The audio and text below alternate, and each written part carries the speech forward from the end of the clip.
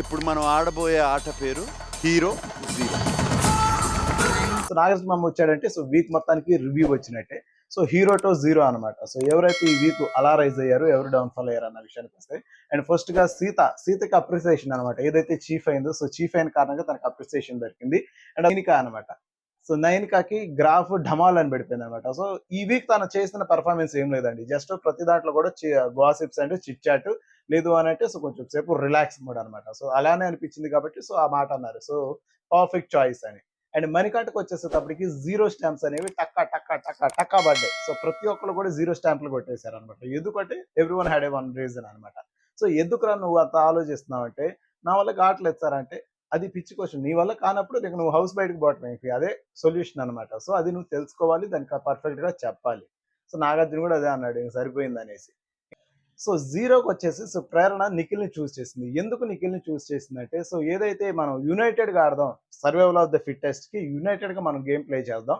So ఆ game United గా play చేసి సో వైల్డ్ కార్డ్ ఎంట్రీలని ఆపుదాం అని చెప్పేసి ముందు అనుకున్న మాట అది. రెండు టీంలు దానికి కట్టుబడి ఉన్నాయి. అయితే వీడు మధ్యలో ఏం చేశాడు, సార్ ఒకళ్ళని తీసేయండి అంటే వాడి టీం కోసం ఆలోచించి నవ్వితే గేమ్స్ అన్నింటిలో కూడా అడ్డు రాకుండా ఉంటాడు, వాళ్ళకి బలం కోల్పోయింది, మా టీం బలంగా ఉండిద్ది, మేము అన్ని గేమ్లు గెలవచ్చు అన్న దురుద్దేశంతో సో ఆ రోజు చేసింది ఇది. కానీ చాలా మంది ఆడియన్స్ ఏంటంటే వాడి టీం కోసం వాడు చేసాం అనుకున్నారు. ఎస్, వాడి టీం కోసం వాడు చేసుకున్నా కానీ ఆడొక టీమ్ లో ఆడుతున్నారు. ఆ టీం ఏంటంటే సర్వైవల్ ఆఫ్ ఫిట్టెస్ట్, వీళ్ళందరూ కలిసి వాళ్ళని ఆపాలి. అలాంటప్పుడు వాడు టీం కోసం ఎలా చూస్ చేసుకుంటాడు. సో అది మిస్టేక్ అయిపోయింది. ఆ పాయింట్ మీద నామినేషన్ లో పడిపోతాడు మనోడు. నాకు అర్థమైపోయింది. సో మండే మనోడిని ఆ పాయింట్ మీద నామినేట్ చేస్తారు. కాకపోతే చీఫ్ గా ఉన్న కారణంగా నామినేట్ అవ్వలేడు, కానీ చీఫ్ కాకపోతే ఖచ్చితంగా నామినేషన్స్కి వెళ్ళిపోతాడు. అదే పాయింట్ ని నాగార్జున అడుగుతాడు అనమాట. సో సర్వైవల్ ఆఫ్ ఫిట్టెస్ట్ ఈ థీమ్ తెలుసా అంటే తెలుసు అన్నాడు. మరి అలాంటప్పుడు నబిల్ ఎందుకు తీసేసావంటే, సో నేను మిస్బ్యాలెన్స్ అయ్యానండి.